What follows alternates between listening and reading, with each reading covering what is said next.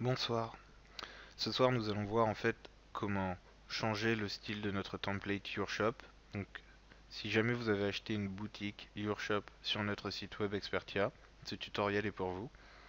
Donc, comment changer le logo de notre template, la couleur par exemple. Donc, tout d'abord, vous vous rendez sur le panel d'administration de votre site Joomla. Ensuite, on va dans Extensions, Gestion des templates. Donc ici, on retrouve plusieurs templates que l'on a par défaut en fait sur notre boutique. Euh, Vous avez ici donc GK YourShop qui est le template prédéterminé à garder de préférence. Donc cliquez dessus. Ici donc on retrouve en fait la gestion de notre template. Donc vous pouvez trouver en fait à droite les basic settings, donc la configuration par défaut et de base. Vous avez aussi la possibilité de modifier le layout, le font, la typographie, les menus, ainsi de suite. Donc nous, pour modifier par exemple le logo, on va aller dans Features. Là, en fait, au niveau logotype, on va choisir Image, Mobile logotype image. Et en fait, là, au niveau de logo image, on va faire Sélectionner. Donc on va choisir un logo au hasard, celui-ci. Prenez une image au hasard.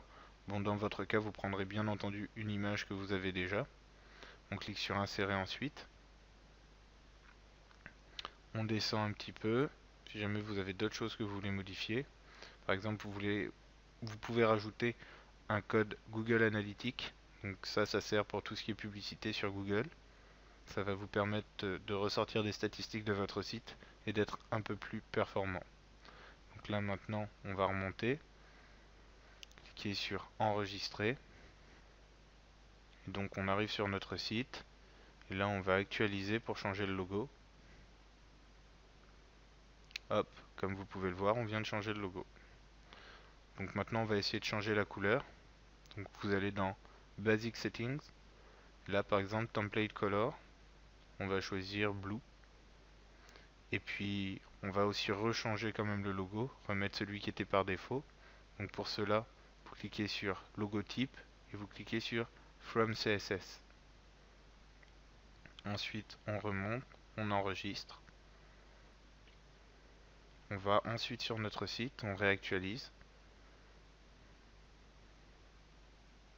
Et donc là, comme vous pouvez le voir, on retrouve donc le logotype du template ainsi que la couleur bleue que l'on vient de choisir. Donc voilà.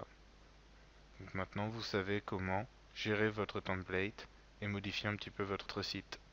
Voilà.